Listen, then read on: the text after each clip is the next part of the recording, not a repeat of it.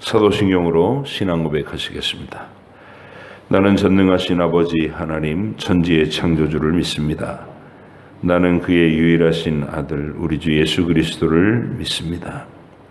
그는 성령으로 잉태되어 동정녀 마리아에게서 나시고 본디오 빌라도에게 고난을 받아 십자가에 못 박혀 죽으시고 장사된 지 사흘 만에 죽은 자 가운데서 다시 살아나셨으며 하늘에 오르시어 전능하신 아버지 하나님 우편에 앉아 계시다가 거기로부터 살아있는 자와 죽은 자를 심판하러 오십니다. 나는 성령을 믿으며 거룩한 공교회와 성도의 교제와 죄를 용서받는 것과 몸의 부활과 영생을 믿습니다. 아멘. 요한계시록 6장부터 7장까지입니다.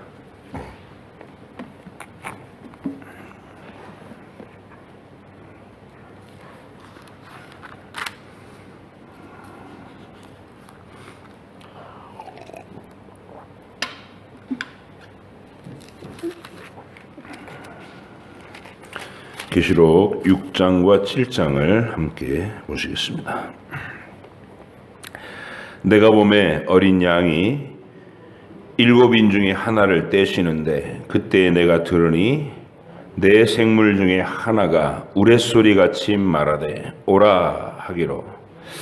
이에 내가 보니 흰 말이 있는데 그 탄 자가 활을 가졌고 면류관을 받고 나아가서 이기고 또 이기려고 하더라.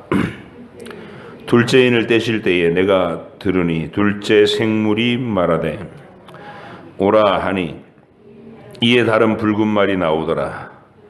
그 탄자가 허락을 받아 땅에서 화평을 제하여 버리며 서로 죽이게 하고 또 큰 칼을 받았더라. 셋째인을 떼실 때에 내가 들으니 셋째 생물이 말하되 오라 하기로. 내가 보니 검은 말이 나오는데 그 탄자가 손에 저울을 가졌더라. 내가 네 생물 사이로부터 나는 듯한 음성을 들으니 이르되 한 데나리온의 밀 한 대요 한 데나리온의 보리 석 대로다. 또 감람류와 포도주는 해치지 말라 하더라. 넷째인을 떼실 때에 내가 넷째 생물의 음성을 들으니 말하되 오라 하기로. 내가 보매 청황색 말이 나오는데 그 탄자의 이름은 사망이니 음부가 그 뒤를 따르더라. 그들이 땅 4분의 1의 권세를 얻어 검과 흉령과 사망과 땅의 짐승들로서 죽이더라. 다섯째인을 떼실 때에 내가 보니 하나님의 말씀과 그들이 가진 증거로 말미암아 죽임을 당한 영혼들이 제단 아래에 있어 큰 소리로 불러 이르되 거룩하고 참되신 대주제여 땅에 거하는 자들을 심판하여 우리의 피를 갚아주지 아니하시기를 어느 때까지 하시려 하나이까 하니 각각 그들에게 흰 두루마기를 주시며 이르시되 아직 잠시 동안 쉬되 그들의 동무 종들과 형제들도 자기처럼 죽임을 당하여 그 수가 차기까지 하라 하시더라. 내가 보니 여섯째 인을 떼실 때에 큰 지진이 나며 해가 검은 털로 짠 상복같이 검어지고 달은 온통 피같이 되며 하늘의 별들이 무화과 나무가 대풍에 흔들려 설익은 열매가 떨어지는 것 같이 땅에 떨어지며 하늘은 두루마리가 말리는 것 같이 떠나가고 각 산과 섬이 제자리에서 옮겨지매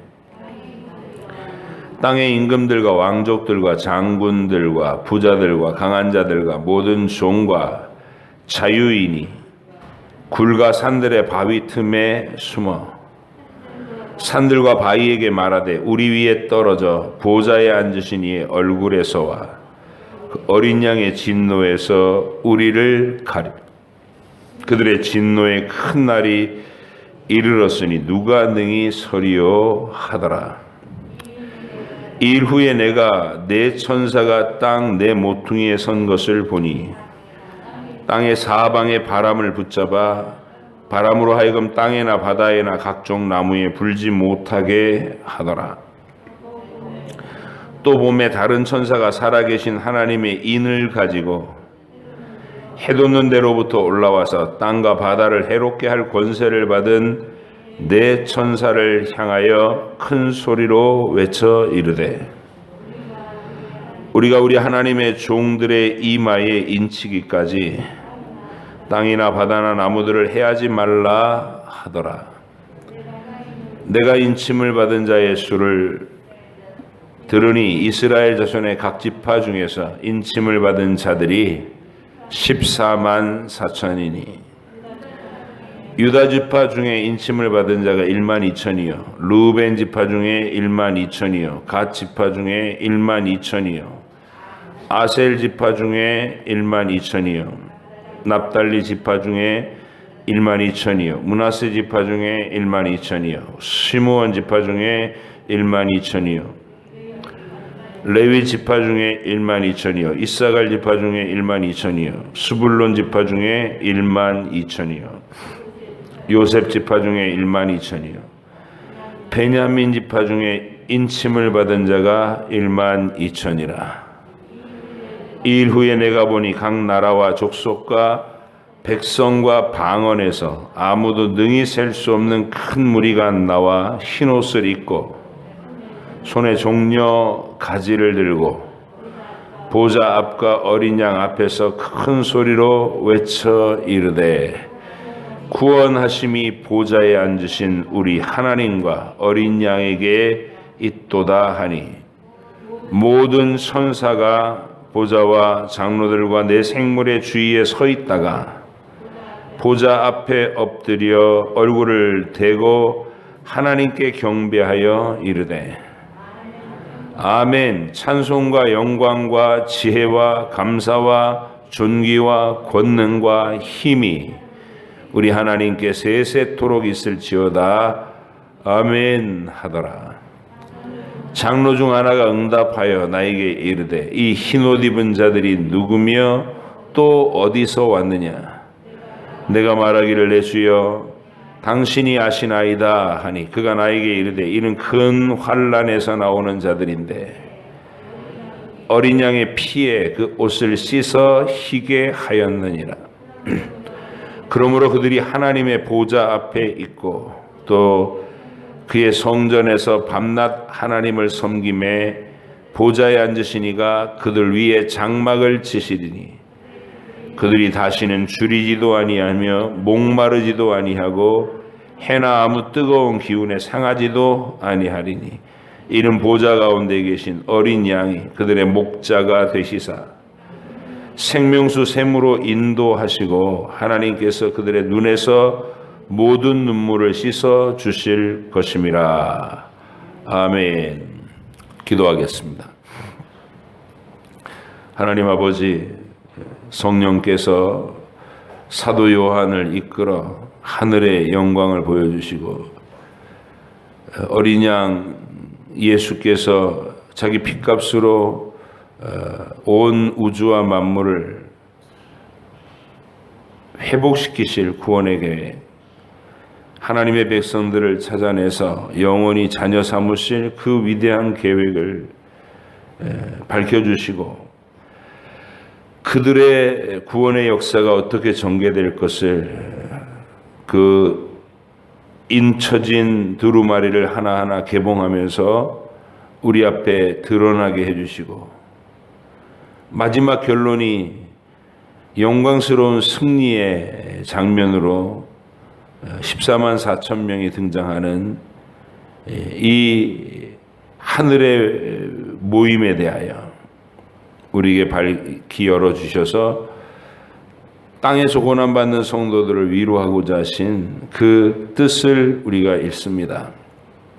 오늘도 하나님 주신 이 진리의 계시를 잘 분별해서 올바로 알아듣고 마음에 새기게 하시며 하나님 뜻을 흔들림 없이 이 땅에서 간직하고 주님 다시 오시는 그 순간을 기다릴 수 있는 저희들 주의 백성들이 되게 하여 주시옵소서.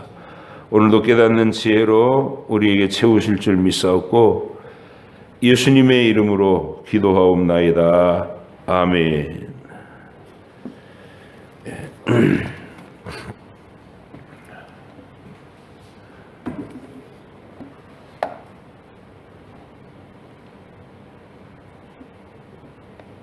하늘문과 그 열린 하늘문과 보좌의 영광을 보여주셔서 온 우주와 만물을 다스리는 유일한 주권자는 하나님이시다.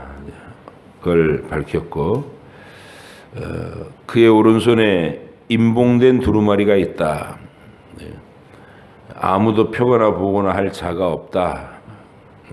그랬다가 다윗의 뿌리 유다 지파의 사자인 그리스도께서 어린 양이 이기셨도다 이렇게 선언되면서 그 인을 떼실 수 있는 능력과 자격이 있으신 것을 밝힙니다.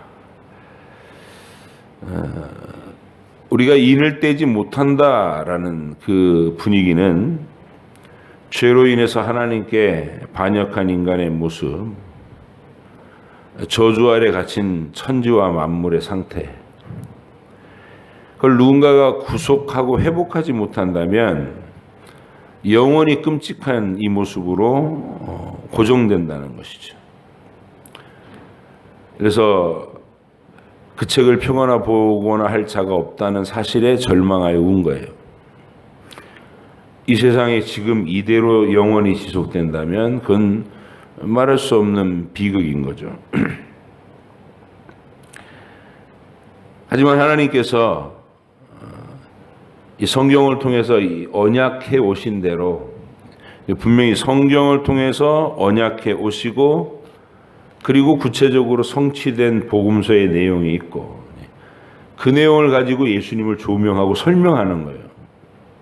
요한계시록에서 이 예수님을 설명하는 것은 유다 지파의 사자이며 다윗의 뿌리가 되시는 그분이 죽임을 당하신 어린 양의 자격으로 이 망가진 우주를 회복하고 잃어버린 하나님의 백성들을 피로 사서 하나님께 돌리는 일을 할 수 있게 됐다라는 선언입니다. 새로운 말이 아니라 우리가 늘 익숙하게 들어왔던 그 일을 웅장한 결론의 지점에서 다시 선포받는 거예요. 하나님의 어린 양은 죽기까지 복종하시고 하나님의 의를 이룬 까닭에 이 천지와 만물에 대한 심판의 주권을 아버지께로부터 받으셨어요. 그리고 천사들과 장로들이 모든 만물들이 그 주 앞에 경배하는 모습으로 오장이 맞춰졌다는 것을 우리가 압니다. 자, 이제 임봉되었던 그 인이 떼어져요. 하나씩. 첫째 인을 떼실 때, 둘째 인을 떼실 때 이렇게 전개되는 거예요. 여기서부터 우리가 아주 주의가 필요해요. 이 임봉을 떼는 얘기가 결국 7장으로 마무리되는 거거든요. 7장에서는 14만 4천 명이 그 수를 헤아릴 수 없는 구원받은 무리가 주 앞에 모이고 그리고 다시 온 우주와 만물에게 찬송이 울려서 퍼지는 영광스러운 장면으로 마무리져요. 여러분이 읽으시는 중에 느꼈겠지만 7장에서는 요한계시록의 맨 마지막에 나오는 그 새하늘과 새 땅, 새 예루살렘의 영광, 생명수도의 얘기가 나오고 그들이 다시 줄이지도 않고 목마르지도 않고 목자가 되신 영원하신 목자가 우리를 생명수 물가로 인도해 가신다. 이런 얘기가 나오는 최종 장면과 맞닿은 같은 장면이 나오는 거예요. 그러니까 미리 성도들에게 임한 이 환난과 핍박과 죽음의 상황이 무엇이며 어떻게 맞춰질지에 대한 하나님의 청사진이 펼쳐진 거예요. 인을 뗀다는 거는. 이게 첫 번째 힌트입니다. 제일 급한 얘기이기도 하잖아요. 하나님이 설명을 하셔야 됩니다. 왜 이 세상에 존재하는 하나님의 백성들은 매 시대마다 이렇게 권력자들과 온 세상의 미움을 받고 항상 쫓겨다니고 갇히고 빼앗기고 그리고 죽음까지 당하는가? 첫사람 아벨부터 그렇게 됐었잖아요. 세상에 힘을 가진 사람들은 하나님을 안 믿는 쪽에서 늘 권력을 잡고 이 지구 위에 인류의 주류로서 활동을 하고 그러는 거예요.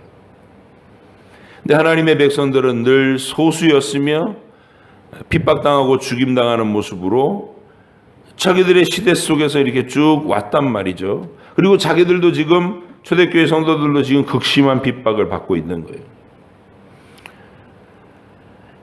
근데 하나님께서는 그 대답을 이 역사는 마지막 주님이 다시 오시는 그 지점까지는 계속 그대로 펼쳐질 것이다.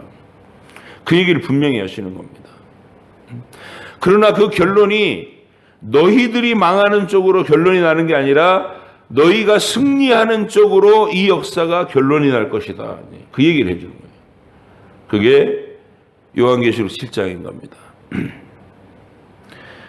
이 6장에 인을 떼는 장면, 6장은 세상이 너희를 이기는 것처럼 보이고 세상이 너희를 죽이는 것처럼 보이는 그 현실은 하나님께서 능력이 없어서 그렇게 하시는 게 아니라 미리 정하셨던 처음부터 예고된 일이 전개되는 것이 처음부터 예고된 일들이 전개되는 것이다. 이렇게 설명하려는 것입니다. 6장, 7장. 자, 6장의 장면을 가장 잘 설명해 주는 것은 이 창세기 3장 14절 15절에 나타나는 이 최초의 구원 언약 말씀이 있어요. 거기에 이런 말씀이 나옵니다. 원시 복음이라고도 불리는 창세기 3장 15절, 14절, 15절. 여호와 하나님이 뱀에게 이르시되 네가 이렇게 하였으니 네가 모든 육축과 들의 모든 짐승보다 더욱 저주를 받아 배로 다니고 종신토록 흙을 먹을지니라. 내가 너로 여자와 원수가 되게 하고 너의 후손도 여자의 후손과 원수가 되게 하리니 여자의 후손은 내 머리를 상하게 할 것이요 너는 그의 발꿈치를 상하게 할 것이니라 하시고, 하나님께서는 인간이 타락이 일어난 즉시 처음부터 뱀의 머리를 밟아서 그를 멸망시키고 승리하실 구세주를 약속하셨어요. 여자의 후손이란 이름으로 처음부터 등장시키십니다. 여자의 후손이 뱀의 머리를 밟아 부수고 뱀은 그의 발꿈치를 상하게 할 것이라고 이게 처음부터 언급됐다는, 처음부터. 이게 중요해요. 처음부터. 뱀의 머리가 깨진다는 것은 그의 멸망을 의미하고 뱀이 여자의 후손의 발꿈치를 문다는 것은 구세주의 고난과 죽음이 예견되는 예언입니다. 아직 부활의 약속은 분명하게 드러내지 않은 베일 속의 비밀로 하나님께서 감춰두신 거예요. 처음에는. 그것은 아마도 천사들도 마귀도 눈치채지 못하도록 감춰둔 비밀이었을 겁니다. 그 발꿈치를 상하게 하는 해로움을 입으신 그리스도께서 부활로서 마귀의 권세를 완전히 이기고 일어선다는, 이것은 훗날에 보다 명확하게 하나님께서 그 일을 이루기 전에 이루실 예언들이었죠. 근데 여기 창세기 3장 14절 15절을 자세하게 읽어보면 거기에는 단독자로서 언급되는 여자의 후손이 나오고 그분의 대적자로는 뱀이라고 하는 단일 개체가 등장해요. 뱀. 이 여자의 후손과 뱀의 이 싸움은 우주적인 싸움이에요. 하나님께서 보내실 구원자와 마귀의 단독적인 싸움인 거예요. 누구도 도와줄 수 없는. 하지만 이 궁극적인 이야기와 함께 등장하는 뱀의 후손들 개념이 있습니다. 뱀의 후손들. 뱀의 정신을 이어받아 하나님을 거역하고 대항하는 세력이 인류 가운데서 끊임없이 일어날 것을 예고하는 뱀의 후손이란 개념입니다. 그렇다면 그 상대가 되는 여자의 후손도 단일 한 분 그리스도만 얘기하는 게 아니라 그 약속을 가슴에 품고 살아가는 땅에 존재하는 모든 언약의 백성들, 그들을 여자의 후손들이라고 표현합니다. 이 둘 사이에 맹렬한 투쟁이 있을 것을 처음부터 예고하신 거예요. 뱀의 후손들은 언제나 이 온 우주에서 하나님을 제외시키려는 사상과 태도를 가지고 살아가죠. 하나님이라는 존재는 자기들에게 거추장스러운 거예요. 창조하신 주인이 계시고 그분이 우리에게 거룩하고 선할 것을 늘 명령하고 간섭하신다. 이 개념이 싫은 거예요. 마귀가 타락했다는 건 바로 하나님은 하나님이시고 자기는 피조물이라는 사실을, 그 사실을 알고 분수를 지키면서 하나님의 영광을 찬양하고 경배하는 자리에 머물러야 되는 거잖아요. 마귀는. 근데 마귀가 자기에게 주어진 하나님이 부여하신 그 엄청난 권세와 능력 때문에 스스로 교만해져 가지고 내가 하나님하고 다른 게 뭐냐 이러면서 하나님과 그 하나님의 통치를 거절하고 자기 마음대로 결정하고 살겠다는 이 자유를 선언해 버리는 거예요. 악한 자유를 선언해 버리는 거예요. 그게 타락입니다. 그래서 그 마귀의 정신과 사상을 그대로 이어받은 사람, 타락한 아담의 죄성이라는 것은 바로 하나님의 주권을 없이하고 자기가 세상의 중심에 서겠다는 거예요. 발상 자체가 그랬어요. 선악과를 먹으면 네가 하나님과 같이 되어서 선과 악을 네가 결정하며 살게 된다. 이렇게 얘기했던 것이죠. 그래서 마귀의 정신을 이어받은 그 뱀의 후손들이라고 불리는 인류는 하나님의 백성들이 언제나 거추장스러운 존재고 눈의 가시와 같은 존재들이에요. 그들이 무슨 현실적으로 자기들을 위협해서 그런 게 아니라 그들이 드러내고 선포하는 진리 때문에 그렇습니다. 하나님을 없다고 치부하고 살아야 마음이 편한데 이 믿는 자들은 하나님은 살아계십니다 이런다고. 자기 마음대로 하고 살고 싶은데 하나님께서는 선악간에 심판하십니다. 당신의 인생의 모든 행적들을 하나님께서 판결하시고 응분의 심판을 하실 겁니다. 우리의 죄를 용서받아야 합니다. 장차 그리스도께서 오셔서 우리를 구원해 주십니다. 뭐 이런 얘기를 선포하는 거죠. 근데 그것이 세상 사람들에게는 아주 싫은 내용이 되는 거예요. 자기들을 죄인이라고 정죄하고 하나님이 심판하러 오신다고 경고하고, 유다서에 보면 에녹이 300년간 하나님과 동행한 얘기, 저 창세기 초두에 있는 얘기를, 그 300년간 동행했다는 얘기가 뭐냐면 주께서 수만의 천사와 함께 강림하셔서 너희의 죄와 불법을 심판하실 것이다 이렇게 선언하고 살았다는 거예요. 에녹이. 그 얘기입니다. 각 시대마다 하나님의 구원과 심판을 선포하는 하나님의 백성들은 그 반대편에 있는 마음대로 살고 싶은 마귀의 후손, 뱀의 후손들에게 미움의 대상이 되는 거예요. 그래서 첫사람 아벨부터 시작해서 죽음을 당했어요.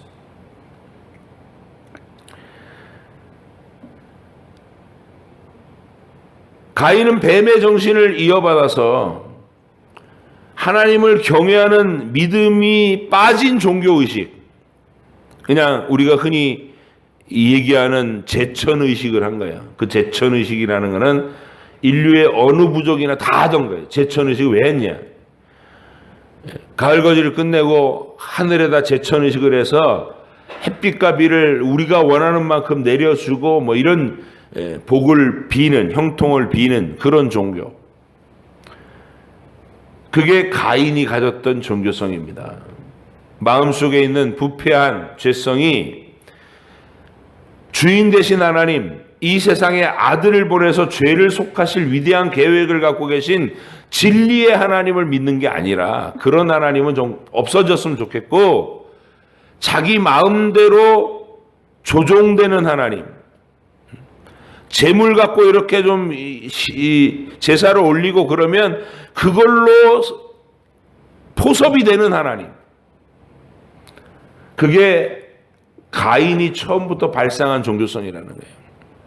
근데 그런 가인에 비해서 가인 옆에서 아벨은 하나님의 살아계신 하나님을 실질적으로 인격적으로 믿고 그분이 장차 이 세상에 구세주를 보낼 것에 대한 고백을 하고 그 구세주의 피 흘림과 속죄가 우리 죄를 씻어줄 것에 대한 고백을 양을 잡아서 그 제물로 하나님 앞에 그 믿음을 고백했던 거예요. 전혀 다르죠. 그 사실이 가인을 매우 불편하게 한 거예요.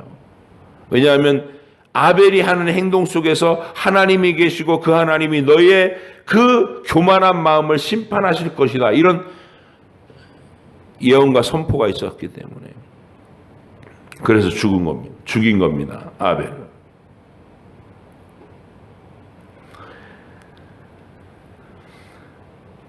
아벨이 가인에게 죽임을 당할 때 하나님은 그 일을 막아주시지 않은 채로 순교자가 생기도록 허락하신 거예요. 그런데 바로 여기에 하나님 나라의 비밀이 들어있는 겁니다. 마귀는 여자의 후손과 그의 백성들을 죽이고 짓밟으면 자신이 승리를 얻을 것이라고 믿었습니다. 하지만 하나님께서는 의인들의 죽음에다가 부활의 소망이라는 깊은 비밀을 새겨두신 거예요. 여기서 첫째 인을 떼고 둘째 인을 떼고 이게 이런 얘기들이 중간에 조금씩 여러분이 이해하시기에 난해한 구절이 분명히 있어요. 그러나 마지막 결론이 너무나 선명하기 때문에 머리에 예수 그리스도의 인을 맞은 사람들이 14만 4천 명이 주님 앞에서 모여서 승리를 영광을 선포하고 있는 이 명확한 장면으로 인도되기 때문에 우리는 중간에 있는 일들을 이렇게 이해하는 데 있어서 크게 무리가 없다는 것이죠.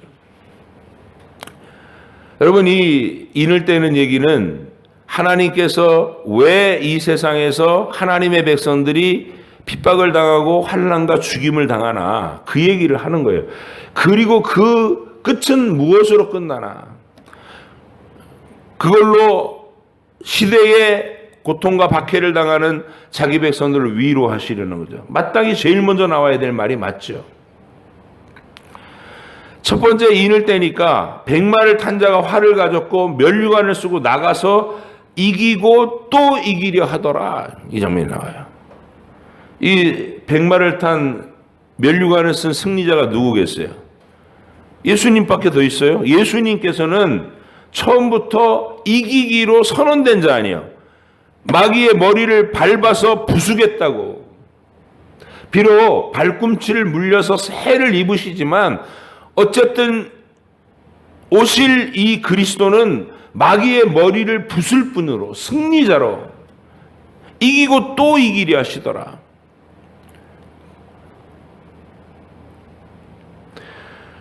두 번째 인봉을 떼니까 붉은 말이 나오는데 그 탄자가 허락을 받아서 땅에서 화평을 제하며 서로 죽이게 하고 또 큰 칼을 받았더라. 이런 환상이 펼쳐집니다.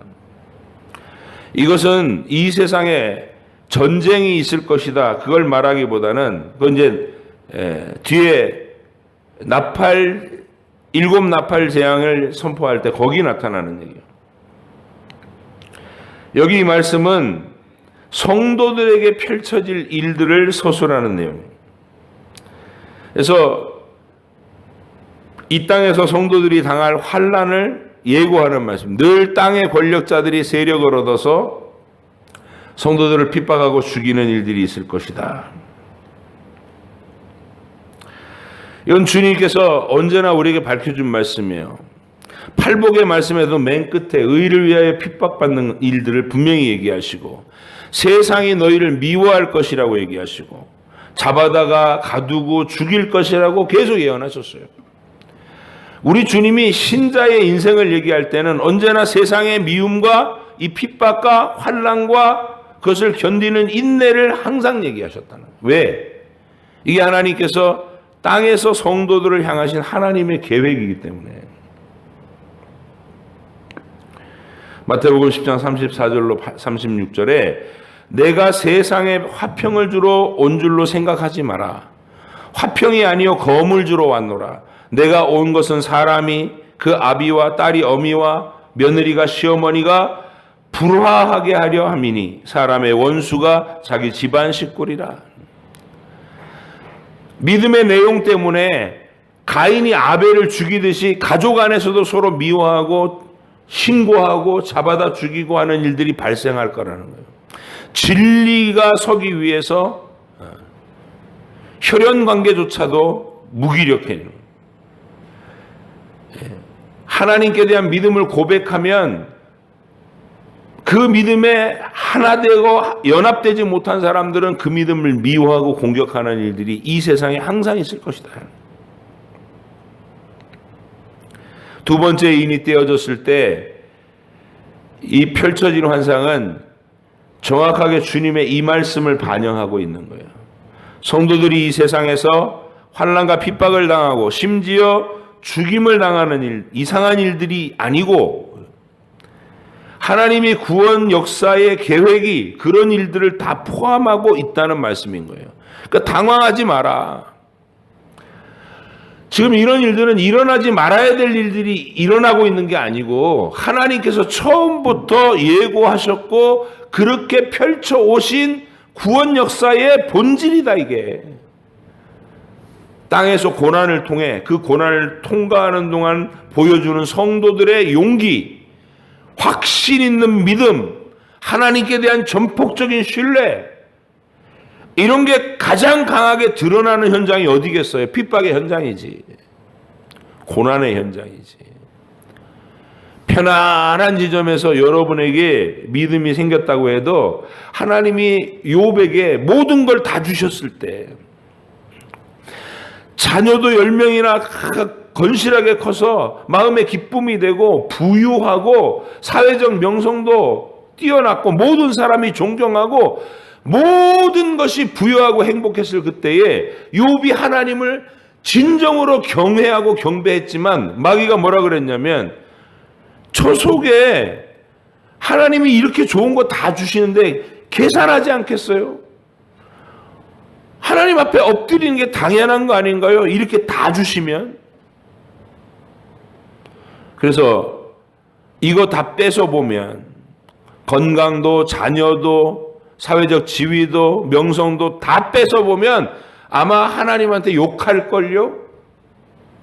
이게 마귀의 공격이에요. 하나님 거기에 대답을 하시는 게 그래? 그러면 네가 시험해봐라. 그래서 땅에서 욥에게 참혹한 일들이 일어난 겁니다.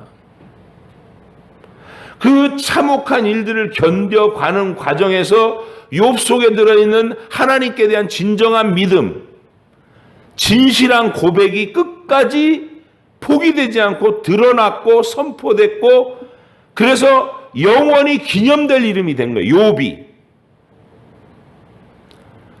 하나님은 우리 믿음을 그렇게 이 세상 속에서 환난과 핍박을 통과함으로써 우리의 믿음이 진실한 것, 우리의 믿음이 가치 있는 것, 영원히 기념될 만한 것으로 만들어 가시기를 원하신다는 것이죠. 여러분과 제가 걸어야 될 길이라는 거예요. 그래서 세 번째 인을 떼시는 장면에서 검은 말과 저울이 등장하고 한 데나리온의 밀 한 대, 한 데나리온의 보리석 대래요. 이게 데나리온이 하루 품삯인데 하루 품삯으로 10만 원을 받아가지고 10만 원을 다 쏟아부어도 한 가족이 함께 해결할 만큼의 분량의 밀도 못 사요. 극심한 가문과 극심한 기근을 얘기하고 있는 건데, 그런데 뒤에 보면 이상한 말이 나옵니다. 감람류와 포도주는 보존된다는 거예요. 그러니까 이 밀과 보리는 서민들의 주식이에요. 근데 포도주와 감람류는 부자들의 사치품을 얘기합니다. 그러니까 그런 것들은 안 건든다는 거예요. 오히려 서민들의 이 삶이 곤고해지는, 그러니까 이 땅에서 하나님의 백성들이 가난과 궁핍을 당할 것에 대한 이야기가 표현되는 거예요. 처음 시작도 이기고 또 이기는 구세주로 시작하고 마지막도 14만 4천의 영광으로 끝나는 이 과정에 성도가 당할 이 땅에서의 고생과 수고, 환난과 핍박, 궁핍을 견디는 인내, 이런 것들을 이야기하고 있는 게 인을 떼는 얘기 속에 쭉 전개가 되는 거라고.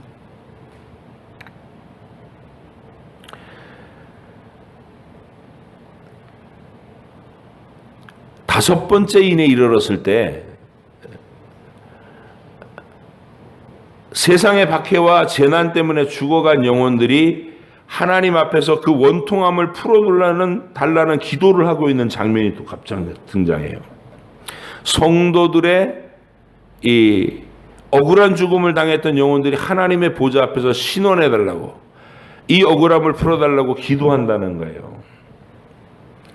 그리고 여섯째 인을 뗄 때 지금까지와의 모든 분위기는 완전히 반전되면서 성도들을 핍박하고 죽이던 자들이 무서운 심판의 징조에 압도당합니다. 그래서 산을 향해서 우리 위에 무너져서 어린 양의 진노에서 우리를 가려달라고 하는 이런 장면이 등장해요. 그리고 일곱째 인이 띄어짐과 동시에 하늘이 잠시 동안 고요하더니 확 밝아지면서 14만 4천의 영광스러운 장면이 등장하고 있는 거예요. 여러분, 오늘 읽은 본문에서 하나님의 이 구원의 계획, 땅에서 환난과 핍박을 당하는 모든 성도들을 이상한 일이 아니고 하나님이 계획하신 일이고, 이 일은 우리를 영원히 영광스럽게 하기 위해서 우리의 믿음을 증거할 수 있도록, 우리 믿음을 세상 앞에 꺼내 보일 수 있도록, 하나님과 천사들 앞에서 우리 믿음을 증명할 수 있도록 우리의 인생에 보내시는 하나님의 계획된 고난이다라는 거예요. 두려워하지 마라. 두려워하지 마라. 그리고 뒤에 가서 이제 아시겠지만 이 고난 받는 과정에서 그냥 무한정 하나님이 내버려두고 너 당할 거 다 당해라 이런 게 아니라 그 순간마다 개입하셔서 보호하시는 증거를 충만히 나타내주는 그런 인생을 살게 하신다고. 담대히 죽을 수 있는 그 믿음을 준비시키는 과정. 그게 사도 바울이 전도여행을 쭉 다니고 사도들이 모든 활동을 하다가 어떻게 한 사람씩 하나님 앞에 순교의 제물로 드려졌는가. 그런 이야기가 바로 오늘 우리가 읽은 6장과 7장에 인을 떼는 이야기 속에 표현된 것이다. 14만 4천에 대한 얘기는 이 어린 양의 피에 옷을 씻은 사람들, 정결함을 입은 사람들의 얘기인데, 이 사람은 숫자로 세워서 14만 4천 명을 얘기하는 게 아니에요.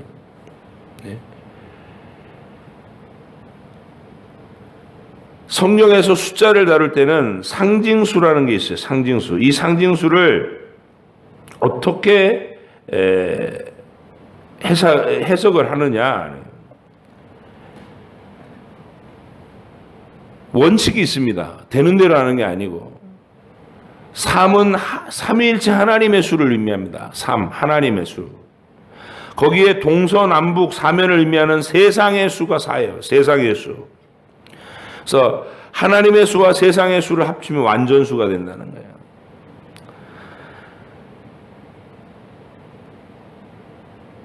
이 둘을 3과 4를 곱하면 삼위일체 하나님께서 동서남북 만물을 다스리고 통치하신다는 뜻이 되는 거예요. 그래서 이 10이라는 숫자는 구약에서는 12족장, 신약에서는 12사도로 대표되는 모든 시대의 하나님 백성들을 통치하는 겁니다. 그래서 이 12와 11을 곱하면 144가 나오고, 거기에 완전수를 3번 제곱한 이 1000이라는 숫자를 곱하면 14만 4천이 되는 거예요.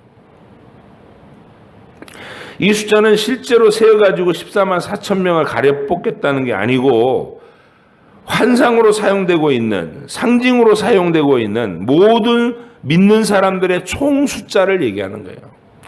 구약의 12지파, 신약의 12사도, 곱해서 144. 거기다 완전수 10을 3번 곱하는. 그래서 14만 4천이라는 얘기는 우리는 숫자로 보는 게 아니라 한 사람도 빠짐없이 하나님이 정하신 모든 영혼이 거기 모일 것이다. 구원받은 사람으로. 진실한 믿음과 고백을 가진 사람들이 그 속에 다 모여서 위대한 승리의 영광을 노래합니다. 노래의 제목이 이거예요. 구원하심이 보좌에 앉으신 우리 하나님과 어린 양에게 있도다. 그러면 천지와 만물이 하다버려요.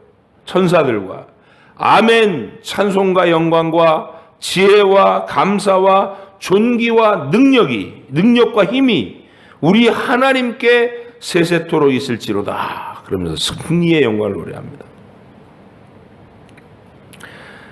이 사람들이 누구냐? 신천지를 믿은 사람들이 아니고, 이 사람들이 누구냐라고 거기서 질문이 나와요. 정체성에 대해서. 자, 첫 번째, 이는 큰 환난에서 나오는 자들이다. 처음부터 규정 자체가 그래. 큰 환난에서 나오는 자들이다. 두 번째, 어린 양의 피에 그 옷을 씻어 희게 한 사람들이다. 2000년 전 골고다 십자가에서, 갈보리 십자가에서 피 흘려 죽으신 그 예수 그리스도를 믿는 믿음의 사람들이다. 그거 외에는 다른 이 구원에 참여할 길이 없어요. 어린 양의 피에 옷을 씻어 희게 한 사람들이다. 그들은 보호자 앞에 도달한 사람이고, 네 번째로 다시 줄이지도 않고 목마르지도 아니할 사람이고, 다섯 번째, 아무 해나 뜨거운 기운에 상하지 아니할 어린 양이 목자가 되셔서 친히 생명수 샘으로 인도해 주시고 하나님께서 저희 눈에 모든 눈물을 씻어 주실 바로 그 대상들이다. 이렇게 묘사해 주는 것으로 이 14만 4천 명이 하나님 앞에 영광스럽게 드러납니다. 오늘 우리가 요한계시록 6장 7장 인을 떼는 이야기는 하나님이 구원받은 백성들의 역사를 환난과 핍박과 고난을 당하는 자들로 이 땅에서 진행되게 하시지만, 이 이야기의 결론은 하나님께서 14만 4천 명을 완전한 숫자의 주의 백성들을 알고 계시고 그들을 한자리에 모이게 할 것이다. 이 이야기는 너희들의 승리로 끝난다라는 영광을 보여주시면서 우리를 위로하고 계시다는 것이죠. 여러분과 저도 오늘 이 말씀되어 있는 대로 우리들의 시대에서 우리들의 고난과 핍박을 견디면서 나갑니다. 그러나 우리는 전부 이 14만 4천 명 위대한 하나님 구원받은 자들의 모임에 동참할 자들입니다. 어린 양이 친히 목자가 돼서 우리를 생명수 샘으로 인도해 가시는 그 위대한 그림에 다 참여할 자로서의 여러분, 이 땅에서 우리에게 주시는 모든 시련과 환난을 넉넉히 이기고 그 자리에서 다 만날 수 있다는 담대한 확신으로 오늘도 하루를 살아가시기를 주의 이름으로 부탁드립니다. 기도하겠습니다. 하나님 아버지 감사합니다. 하나님께서 요한계시록을 통해서 성도들의 이 땅에서의 삶이 핍박과 환난으로 진행되는 역사를 이루어가지만, 그 마지막에는 하나님께서 반드시 땅의 권력자들, 박해자들을 벌하시고 그들을 심판하시고 마귀를 권능을 꺾으시고 우리 성도들을 영원히 그리스도 안에서 왕노릇하도록 이끄신다는, 높이신다는 약속의 말씀을 우리가 오늘 받습니다. 하나님, 이 약속이 우리에게 힘이 되고 소망이 되기를 원합니다. 땅에서 어떤 환난과 곤고와 핍박이 펼쳐져도 당황하거나 두려워하지 않고 견딜 수 있는 힘이, 말씀을 읽으며 주의 약속을 받으며 언제나 우리 속에 가득하게 하여 주시옵소서. 하나님께서 오늘도 이 복된 약속을 마음에 간직하는 주의 백성들과 하루를 주님이 긴밀하게 동행하여 주시고 걸음마다 인도하여 주실 줄 믿습니다. 감사드리며 예수님의 이름으로 기도하옵나이다. 아멘. 하늘에 계신 우리 아버지, 아버지의 이름을 거룩하게 하시며 아버지의 나라가 오게 하시며 아버지의 뜻이 하늘에서와 같이 땅에서도 이루어지게 하소서. 오늘 우리에게 일용할 양식을 주시고 우리가 우리에게 잘못한 사람을 용서하여 준 것 같이 우리 죄를 용서하여 주시고 우리를 시험에 빠지지 않게 하시고 악에서 구하소서. 나라와 권능과 영광이 영원히 아버지의 것입니다. 아멘.